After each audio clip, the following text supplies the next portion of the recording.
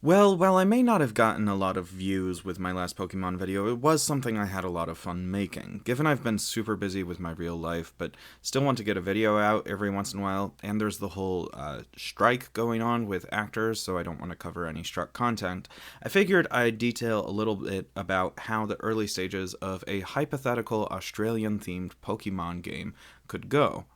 So let's get back into my hypothetical what if Pokemon was set in Australia. To start off, here's a tentative map. I've got some ideas for names of the territories, primarily based on the real names. For the whole region, I'm currently going with the name Borea. Like Australia itself, I've centered the major cities around the coastlines with less populous areas throughout the desert and arid regions. Our player character would start out in a bigger town than usual, but still definitely a small town. You live in a loving, if not lavish, home with your dad, a retired firefighter.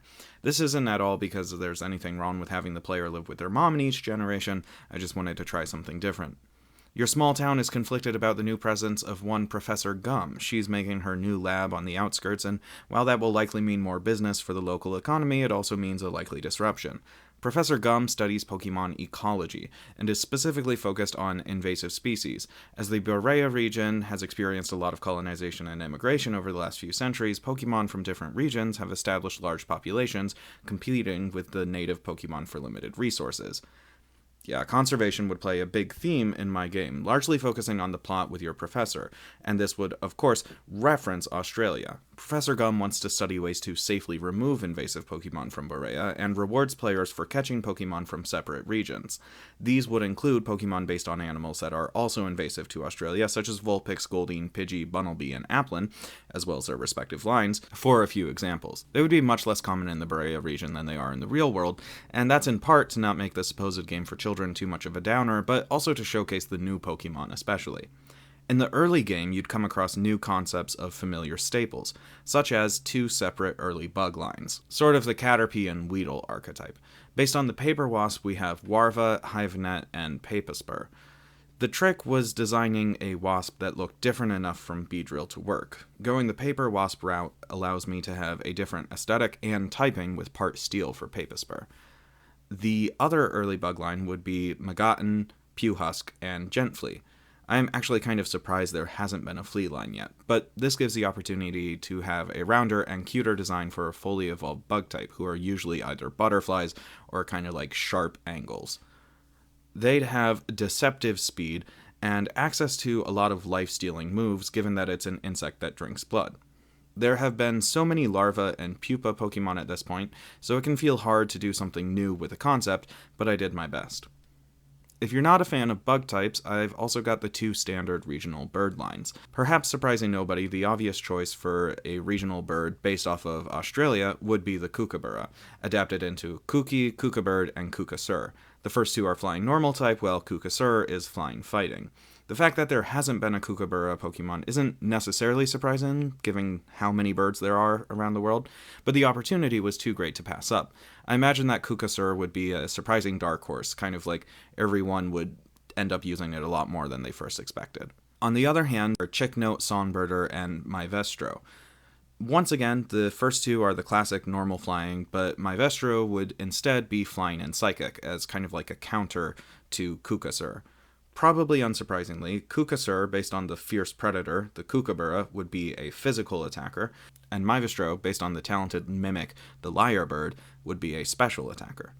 Cuter and cuddlier, we have Wombit and Wombatant, and if I get this out on the 22nd, it will be Wombat Day, apparently, so happy coincidence. Before anyone says, hey, wombats aren't rodents, and the early game cutesy two-stage normal type is supposed to be a rodent. Literally less than half of the so-called regional rodents are actually rodents.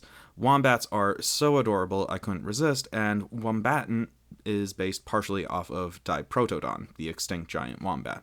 Stat-wise, they'd be very bulky and on the slower side. Personality-wise, just like real wombats, they would be peaceful but mostly shy, and not necessarily very eager to spend a lot of time around people. So you wouldn't find them, like, around the outskirts of a city, but they'd be pretty common out in the tall grass.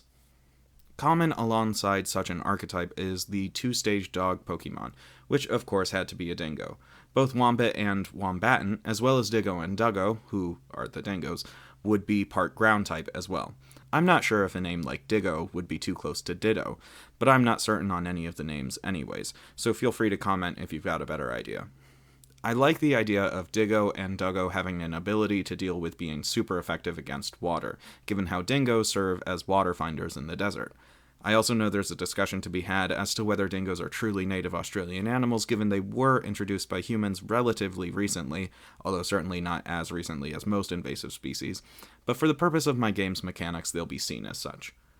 The two-stage dog is often a counterpart to a two-stage cat, but as there are no felids in Australia, or at least native felids, that is, instead the dark type would be Joeyman and Marsubeast, clearly based on the Tasmanian devil, with a little bit of aesthetic referencing depictions of demonic entities throughout Western art. That being said, Tasmanian devils aren't actually evil, and this Pokemon wouldn't be either. However, they would be hunting in the dark, so hence the dark type.